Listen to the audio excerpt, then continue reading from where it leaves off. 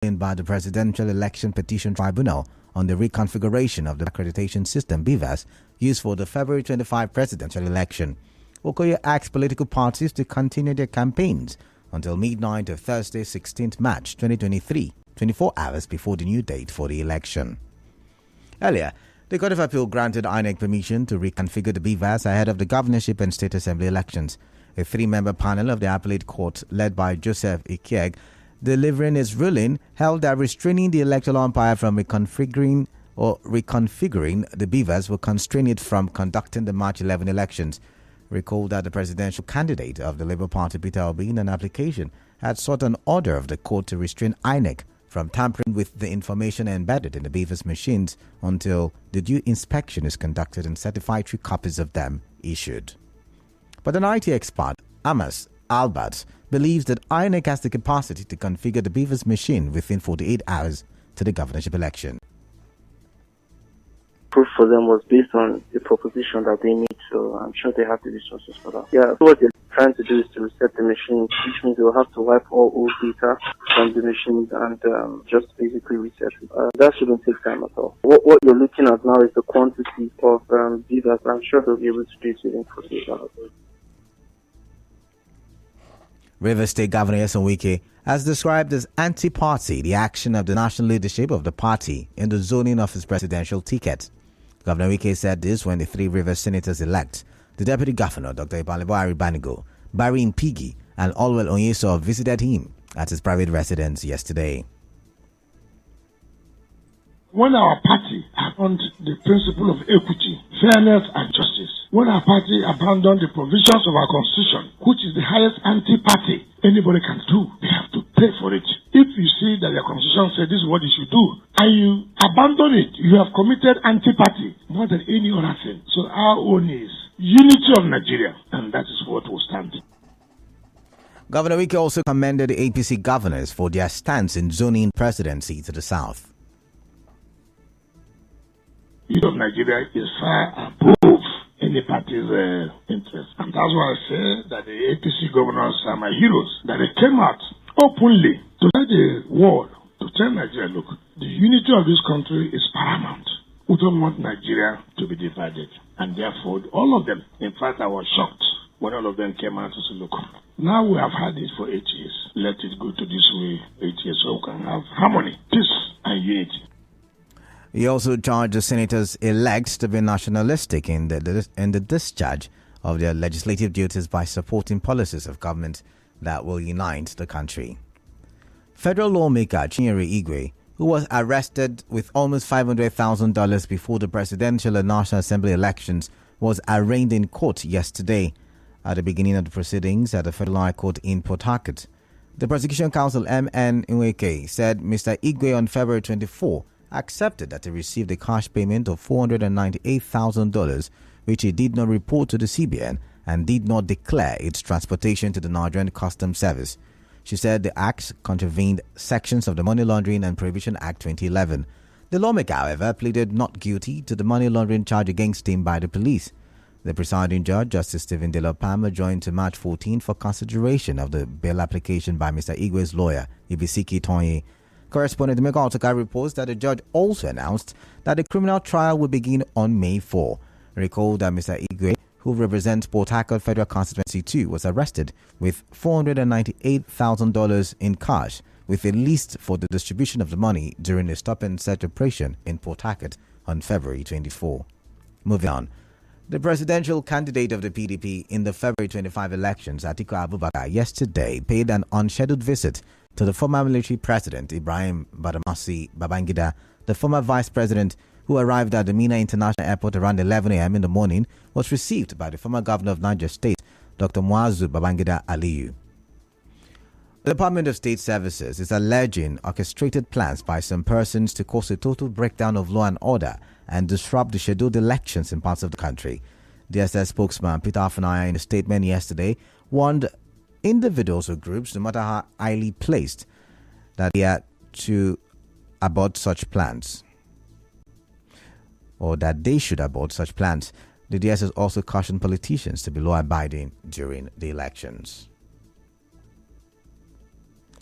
Still ahead, Nigerian Army personnel recover 1,671 pieces in an apartment in Lagos State. We'll go for a quick commercial break. When we'll come back, the rest of the news.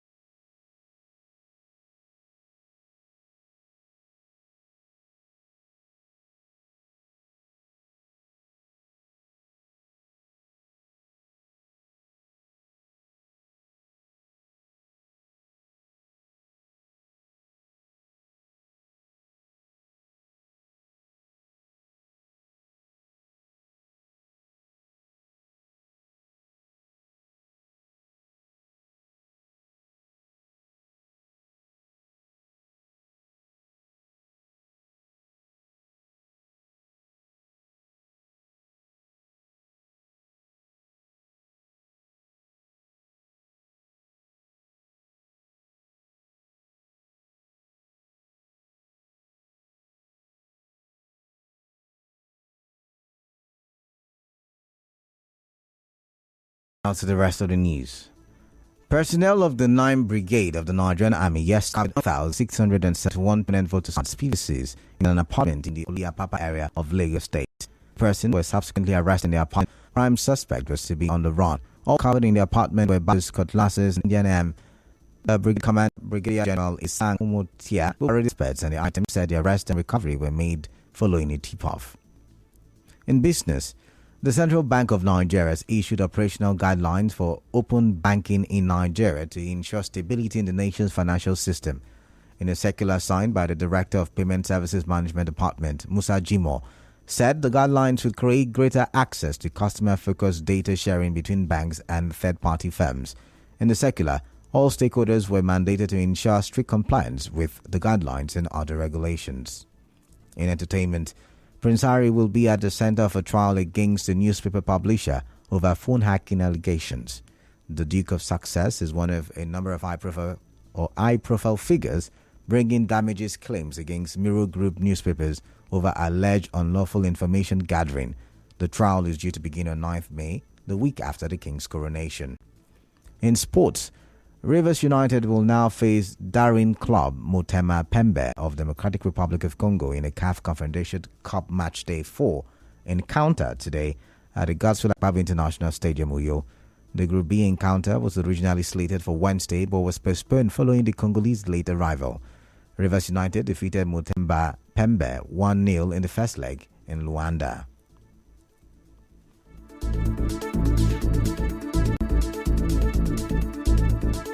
And now, we bring you news from around the world.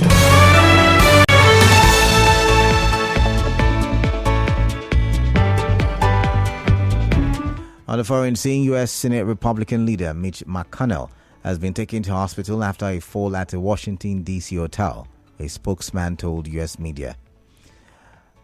McConnell tripped at a local hotel during a private dinner. No further detail about the condition of the 81-year-old lawmaker, who is serving his seventh term in the Senate, was given.